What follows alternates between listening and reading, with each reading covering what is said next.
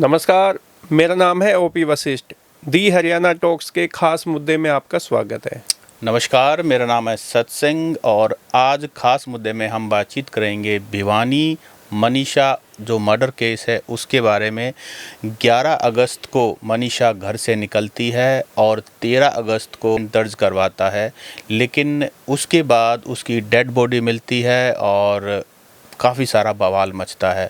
लेकिन सवाल ये है कि जब परिवार पुलिस के पास जाता है तो पुलिस वालों का जो रिस्पॉन्स होता है मिसिंग के बारे में कि शायद तुम्हारी लड़की भाग गई होगी, 2 दिन में वापस आ जाएगी, ऐसा कहना है मनीषा के परिवारजनों का। उसके बाद बहुत कुछ हुआ, आज के मुद्दे में यही बातचीत करेंगे। पुलिस का यह रवैया कई बार एक छोटी घटना को बड़े अंजाम तक पहुंचा देता है। ये पुलिस की लापरवाही है, सरकार का इसमें जो सरकार है उसने हालांकि मुख्यमंत्री ने एसपी का तबादला किया है और कई और पुलिस वालों पे कार्रवाई की है, लेकिन यह कार्रवाई जो है वो इस मनीषा हत्याकांड में न्याय दिलाने के लिए काफ़ी नहीं है।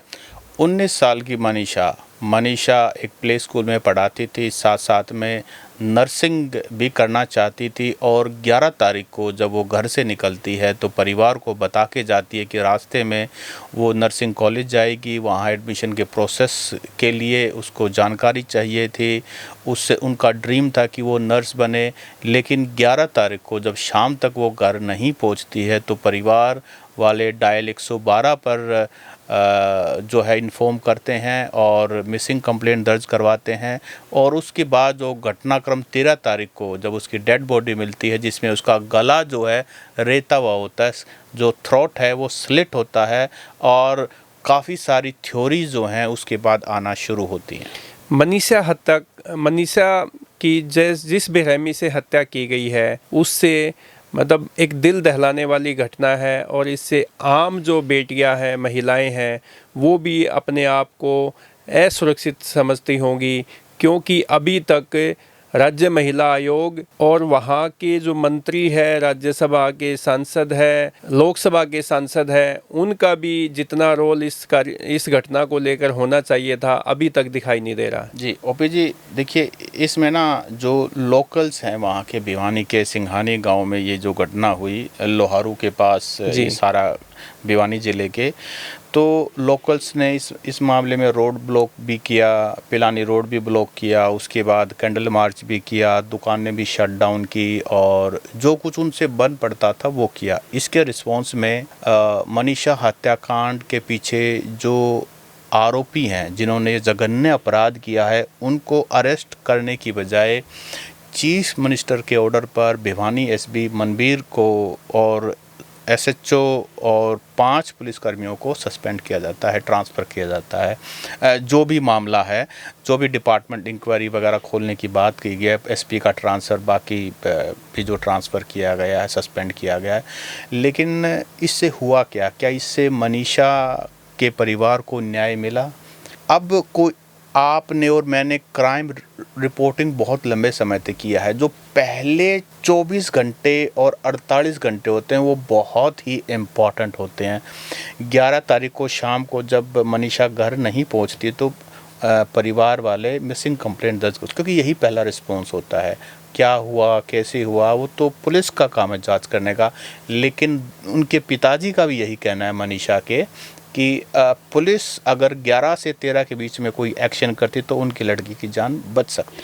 सत्सिंह जी, एक तो देखो, इसमें एक आम घर की बेटी है ना, और एक आम परिवार का कोई मामला पुलिस थाने में पहुंचता है, सबसे पहली बात तो ये है कि पुलिस उसको सीरियस लेती ही नहीं। फिर आपने जैसा स्टार्टिंग में जिक्र किया कि भाई पुलिस वालों ने जब वो कंप्लेंट दी तो पुलिस वालों ने ये कहा कि वो लड़की हो सकता है कि किसी के साथ भाग गई होगी, ऐसा उसके पिताजी का कहना है। जी, तो ये पुलिस का अकेला ये जो मनीषा का जो मामला है इसमें नहीं है। 80-90% जो लड़कियां घर से जाती है किसी भी कारण से, चाहे वो किडनैप होती है या उनके साथ मिस हैपनिंग होती है या जो भी बात होती है, पुलिस के हर थाने में, हर पुलिस चौकी में पुलिस वाले अधिकारियों की, कर्मचारियों की यही धारणा होती है कि आपकी बेटी या आपका बेटा कहीं भाग गए हैं।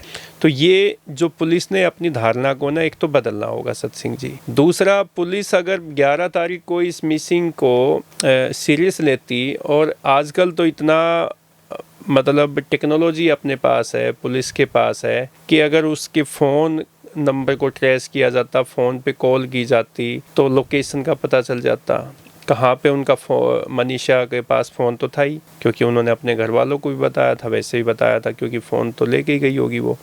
तो उसका फ़ोन कहाँ पे कब स्विच ऑफ हुआ, लोकेशन कहाँ की आई, किससे कॉल की गई, किसने उसके नंबर पे कॉल किया, वो सब चीज़ें एकदम से सामने आ जाती और पुलिस उस पर कार्रवाई करती, तो मे भी मनीषा की जान भी बचाई जा सकती थी।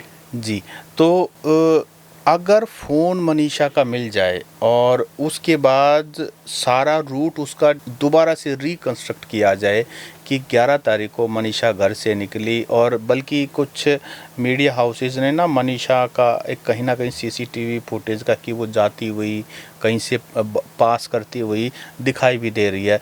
लेकिन अगर पुलिस सारे सीसीटीवी के जितने भी हैं उनको मिलाए और सारे रूट को रिकंस्ट्रक्ट करे, और उसके बाद उसकी सारी लोकेशन हिस्ट्री, टावर का डंप जो है। लेकिन सवाल ये है कि 11 तारीख को कोई डीडीआर लिखी नहीं गई, मिसिंग कंप्लेंट जो दर्ज हुई उसके बाद एक्शन क्यों नहीं हुआ? क्योंकि सिर्फ 19 साल की बेटी है, और आप ये देखिए कि जब शाम को घर नहीं पहुंचती तो परिवार वालों की जान निकल जाती है। और पुलिस का ये कहना जो अभी आपने कहा ना कि पुलिस का जो, क्योंकि हमारी ना मेल डोमिनेटेड सोसाइटी है और ज़्यादातर उनका रवैया यही रहता है कि महिलाओं का तो भाई इनका जो ना अलग ही मामला है। तो ये सोच कहीं ना पुलिस को ट्रेनिंग की भी ज़रूरत है और जेंडर के प्रति सेंसिटाइजेशन की भी ज़रूरत है। जब 2016 मामला हुआ तो उसके बाद प्रकाश सिंह कमेटी की जो रिपोर्ट आई उसके अंदर भी प्रकाश सिंह कमेटी जो डीजीपी, पूर्व डीजीपी, उन्होंने कहा कि हरियाणा पुलिस को ट्रेनिंग की सख्त ज़रूरत है और उनको समाज के अलग अलग वर्ग हैं, महिलाएं, उन सब से डील कैसे करना है, इसकी ट्रेनिंग, इसकी सेंसिटाइजेशन ज़रूरत है। और ऐसी कई रिकमेंडेशंस और भी आ चुकी हैं, लेकिन हमारी पुलिस तो अपने ही तौर तरीक़ों से है और पुलिस में शॉर्टेज भी है।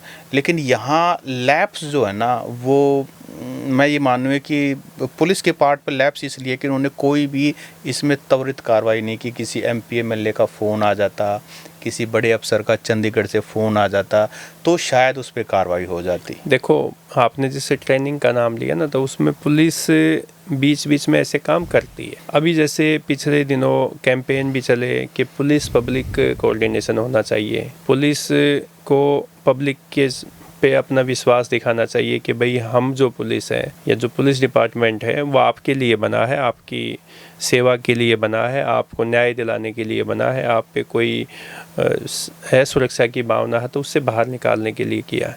लेकिन पुलिस पब्लिक जो कोऑर्डिनेशन जो कमेटियाँ बनाई उसके तहत कार्यक्रम भी हुए, लेकिन वो केवल खाना पूर्ति, कबड्डी के खेल करवा दिए, गांव में 2-4-5 लोगों के साथ एक गेट टुगेदर किया, इसके अलावा आगे तो बढ़े नहीं।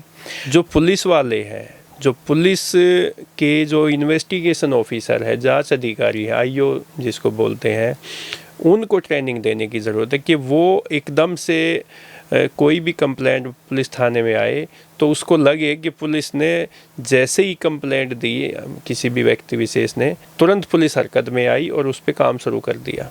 लेकिन 2-3 दिन तक तो पुलिस यही इसी बात का वेट करती है कि वो आ जाएगी, 1-2 दिन बाद आ जाएगी, शादी करके आ जाएगी, कोर्ट में जाके सुरक्षा मांग लेंगे, शादी का सर्टिफिकेट लेके कोर्ट में पहुंच जाएंगे। तो ये जो चीज़ें हैं ना, पुलिस ये जो वेट एंड वॉच वाली जो स्थिति में रहती है ऐसे मामलों में खासकर, उसको लेके ये अपना नज़रिया बदलना पड़ेगा। अगर ऐसा ये नज़रिया पुलिस ने नहीं बदला तो ऐसी ही बेटियां, मनीषा जैसी बेटियां, बहनें जो है वो ऐसे ही बलि का बकरा बनती जाएंगी और अपनी जान गंवा देंगी। 2015 में बीजेपी सरकार ने बेटी बचाओ बेटी पढ़ाओ का जो कैंपेन था वो शुरू किया था पानीपत से। मोदी जी आए थे, मोदी जी आए थे, माधुरी दीक्षित आई थी और बहुत बड़ा उसमें चीफ मिनिस्टर मनोहर लाल खट्टर हुआ करते थे और बहुत बड़ा पैसा, बहुत मोटा बजट बेटी बचाओ बेटी पढ़ाओ पे खर्च होता है। और सरकार बार बार इसी बात पर जोर देती है कि हरियाणा में क्राइम अगेंस्ट वुमेन के जो केसेस हैं वो घटे हैं, महिलाएं सुरक्षित हैं और भाजपा राज में राम राज्य आ गया है। लेकिन आप ये देखिए मनीषा का केस और ऐसे बहुत सारे केसेस हैं जो ये हाईलाइट करते हैं कि ग्राउंड ज़ीरो पर महिला सुरक्षा को लेकर के चिंता बढ़ी है, घटी नहीं है। एक बात। दूसरी बात, जो पुलिस डायरेक्ट कंट्रोल सरकार के द्वारा होती है, यानी कि होम मिनिस्टर, अभी होम पोर्टफोलियो जो है चीफ मिनिस्टर के पास है। अब अगर हरियाणा की बात करें तो जो सबसे दयनीय स्थिति है ना, वो एक तो अनएम्प्लॉयमेंट है, दूसरा लॉ एंड ऑर्डर है। कोई भी तो एक ऐसा वर्ग नहीं है जो लॉ एंड ऑर्डर से खुश हो। इवन बीजेपी पार्टी के जो नेता हैं, खुद मुख्यमंत्री हैं और बाकी विधायक हैं और जस्सी पेटवाड़, मतलब जो हमने कल परसों चर्चा की, ना कोई सत्ता का ना कोई विपक्ष का, मैं कह रहा हूँ सभी जो हैं लॉ एंड ऑर्डर की प्रॉब्लम से परेशान है। और ऊपर से जो क्राइम अगेंस्ट वुमन है, मनीषा वाला केस है। अभी आप इसमें देखिए ना कि गुड़गांव में वो एलविस यादव जो हाँ। बिग बॉस फेम है जी, और जी। काफ़ी, जब मुख्यमंत्री इन्फ्लुएंसर है पूर्व में मुख्यमंत्री मनोहर लाल है, उन्होंने भी उनको स्टेज शेयर किया और उनको शाबाशी भी दी कि एलविस यादव जैसे लोग हैं जो यूथ को आगे लेके आ सकते हैं। तो एलविस यादव पे ही फायरिंग होगी, उसी के फ्लैट पे फायरिंग होगी।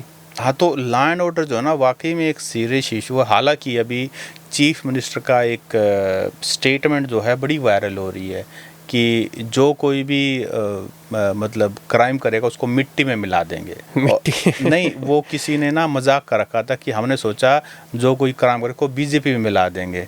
तो किसी ने वैसे मतलब एक व्यंग कर रखा था कि भाई आपकी सरकार है, पिछले आप ये मानिए 11 साल से आपकी सरकार है, तो मिट्टी में क्यों नहीं मिला रहे। लेकिन अब हालात जो है ना बहुत ही सीरियस है। इसीलिए जो मनीषा वाला, भिवानी वाला जो मामला है ना, उसमें सब जगह से रिस्पॉन्स आ रहा है। लोग वहाँ के प्रोटेस्ट कर रहे हैं, उनके परिवार वालों ने डेड बॉडी लेने से इनकार कर दिया। फ़ोन, अब तक फ़ोन मिला है, पुलिस के पास ना बहुत सारे जवाब देने हैं।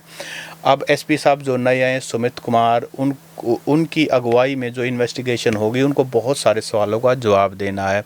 पहली बात तो फ़ोन मनीषा का कहाँ है, वो उसकी जो लास्ट कॉल किसके पास थी, किस किस से बात हुई थी और आसपास और कौन कौन से फ़ोन नंबर एक्टिव थे।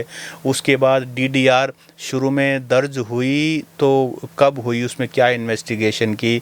परिवार वालों को संतुष्ट करना बहुत ज़रूरी है और इस मामले में फास्ट ट्रैक कोर्ट से वहाँ के लोग जो हैं डेथ पेनल्टी मांग रहे हैं। जो कोई भी इस क्राइम के पीछे है उन सब के लिए डेथ पेनल्टी मानी जा रही है। इसमें सत्संग जी आप ये बताइए कि जो भिवानी से कैबिनेट मंत्री है श्रुति चौधरी, जो तो शाम से विधायक है और फिर मंत्री भी कैबिनेट में बनाया उनको, और किरण चौधरी जो राज्यसभा में है, धर्मवीर सिंह जो लोकसभा के वहाँ से सांसद है, क्या पीड़ित परिवार से मिले हैं? क्या उन्होंने कोई स्टेटमेंट दी है इस बारे में? देखिए, अभी तक मैंने तो जो इस बारे में स्टेटमेंट जो मैं पढ़ पाया हूँ, जो मेरे आंखों के आ गई है, एक तो पूर्व मुख्यमंत्री भूपेंद्र सिंह हुड्डा की स्टेटमेंट आई है, रोहतक एमपी दीपेंद्र सिंह हुड्डा की स्टेटमेंट आई है और भी कुछ विपक्ष के जो नेता उनकी आई है। लेकिन अभी तक, क्योंकि किरण चौधरी, भिवानी की जब भी बात आती है राजनीतिक सर्कल्स में, किरण चौधरी और श्रुति चौधरी जो अभी मिनिस्टर हैं, और पिछले दिनों राखी के ऊपर उन्होंने रक्षाबंधन के ऊपर उन्होंने चीफ मिनिस्टर को राखी बांधी थी और चीफ मिनिस्टर ने उनको सुरक्षा का वादा, क्योंकि जब राखी बांधते हैं तो कस्टम के हिसाब से बहन को रक्षा का वादा देते हैं कि मैं आपकी रक्षा सूत्र बांधते हैं। तो भिवानी जो है वो श्रुति चौधरी का परिवार है। अब मनीषा जो है वो श्रुति चौधरी के परिवार का हिस्सा है क्योंकि उनके भिवानी इलाके की बेटी है। अब सवाल ये है कि अब मुख्यमंत्री ने जो वादा किया था सुरक्षा का, उसमें चूक गए। हालांकि उन्होंने एसपीओ को ट्रांसफ़र कर दिया, बाकी सस्पेंड कर दिया, डिपार्टमेंट इंक्वायरी खोल दी, लेकिन इससे क्या होगा? ये तो सिंपल प्रोसेस है। वो इधर से जाके उधर चले गए, उधर से इधर चले गए। पीड़ित परिवार को न्याय कहाँ मिला? अच्छा, महिला आयोग का क्या अभी तक इसमें स्टैंड है? महिला आयोग अगर ये किसी ऐसे जगह पे होता जिसमें कहीं विधायक जो है या मतलब जो नॉन बीजेपी वाला वैसा, तो बहुत ही जल्दी, और मैं कह रहा हूँ महिला आयोग को इतना टाइम है, कभी यूनिवर्सिटीज़ में घुस जाएंगी मैडम, और कभी ऐसी जगह घुस जाएंगे जहाँ उनका कोई लेना देना नहीं है। कई बार फिर बाद में उनको सॉरी फिगर कट करना पड़ता है कि जी मैं अंग्रेजी को अच्छी तरह समझ नहीं पाई थी, ये नहीं कर पाई थी, वो नहीं कर पाई थी, अननेसेसरी चीज़ों में। लेकिन अब जो पिछले दिनों तो वो होटल में क्या राम हनुमान चालीसा पढ़ने जाती हैं, ऐसा कुछ उन्होंने एक स्टेटमेंट भी दिया था कोई। हाँ, वो शोका यूनिवर्सिटी में भी जो प्रोफेसर हैं उनके वहाँ पे मतलब मुझे नहीं लगता कि उसमें कोई इस तरह का मामला था। मतलब जो महिला आयोग का जो काम होना चाहिए वो नहीं हो रहा। मनीषा वाला जो मामला है उसमें सीधा सीधा महिला आयोग को कड़े से कड़ा संज्ञान लेकर के, और अभी तक तो बहुत सारी कार्रवाई कर दी जानी चाहिए थी। उनका विजिट हो जाना चाहिए था, पीड़ित परिवार से मिल लेना चाहिए था। और जबकि लोकल लोग वहाँ के प्रोटेस्ट कर रहे हैं, कभी रोड ब्लॉकेड कर रहे हैं, कभी कैंडल मार्च कर रहे हैं, कभी मार्केट शट डाउन कर रहे हैं, भाई इससे ज़्यादा और लोग क्या कर सकते हैं। अगर ये घटना पंजाब में या हिमाचल प्रदेश में या उनका गैर भाजपा तो मैं ये कह रहा हूँ उनका त्वरित जो है उनका कमेंट आ जाता है। और अगर हमारे यहाँ हुआ होता तो हम ये कर देते, वो कर देते, चीर फाड़ कर देते। अब करो ना, अब कौन रोक रहा है उनको? ये जो अपने जो राजनेता है या मंत्री है, विधायक है, सांसद है, इनका दोहरा रवैया क्यों होता है? तभी तो नेता कहते हैं, वो अपने आप में एक अलग मुद्दा है। नेता शायद नेता ही इसीलिए हैं कि अपने कन्वीनियंस के हिसाब से ये नैरेटिव को सेट करते हैं। अब विपक्ष हावी होने की कोशिश करेगा क्योंकि सरकार बीजेपी की स्टेट में भी और सेंटर में भी, लेकिन जब वो सरकार में आते हैं तो फिर वही चीज़ें रिपीट होती हैं। तो कहते हैं कि कुर्सी का चरित्र एक जैसा होता है, ये फ़र्क नहीं पड़ता कि बैठा कौन है। विपक्ष भी तो वो ट्विटर पे ही अपनी बात रखते हैं, वो फील्ड पे कितना निकलते पता नहीं मुझे, लेकिन देखो अब फिलहाल जो है ना सड़कों पे भी निकलना शुरू हो गए। राहुल गांधी कितना जो है ना ज़ोरों शोरों से आवाज़ उठा रहे हैं, और पिछले दिनों उन्होंने पार्लियामेंट के सामने भी प्रोटेस्ट किया, उसमें उनको डिटेन भी किया गया, राहुल गांधी को, प्रियंका गांधी को और बाकी काफ़ी सारे और सांसद थे। हम तो बात कर रहे हैं ना स्टेट में जो भी पॉलिटिकल पार्टियां हैं, कांग्रेस है, जननायक जनता पार्टी है, INLD है, आम आदमी पार्टी है, वो कहाँ है, कहाँ उनके नेता? मैं वही कह रहा हूँ ना, अब मनीषा वाला केस जो है वो एक एग्जाम्पल है। सबको इकट्ठा होकर के पूरा जोर लगाना चाहिए ताकि मनीषा के परिवार को न्याय मिल सके, परिवार को उचित मुआवजा मिल सके, और इस तरह की घटना की पुनरावृत्ति ना हो, दोबारा से इस तरह की घटना ना हो, इसको इंश्योर भी करना चाहिए। क्योंकि देखिए आज मनीषा जो है एक आम घर की बेटी है, लेकिन ये तो किसी के साथ भी हो सकता है। ये कोई एक मनीषा नहीं है, सभी मनीषाएं हैं, सभी वल्नरेबल हैं। और अगर ऐसे ही हौसले बुलंद रहे तो मुझे लगता है कि ये मानसिकता जो है पुलिस को भी बदलने की ज़रूरत है, और एक्शन ऐसा होना चाहिए जो एग्जाम्पलरी होना चाहिए। जैसे वहाँ के लोग डेथ पेनल्टी, फांसी की सज़ा मांग रहे हैं, जो भी कोई इसके परपीट्रेटर्स हैं, जिन्होंने भी ये घृणित ये कार्य किया है, हीनियस क्राइम किया है, सख्त से सख्त डंडा बजना ही चाहिए, हर हाल में बजना चाहिए। तो दोस्तों, आपको ये हमारा जो चर्चा है, ये पॉडकास्ट है, मनीषा हत्याकांड को न्याय दिलाने को लेकर कौन इसमें जिम्मेदार है, किसकी क्या भूमिका इसमें रही है, तो उन पे क्या कार्रवाई होनी चाहिए और मनीषा को न्याय मिलना चाहिए, इसको लेके आप भी हमें अपनी राय दें और हमें कमेंट करके हमारा हौसला बढ़ाएं। नमस्कार। नमस्कार।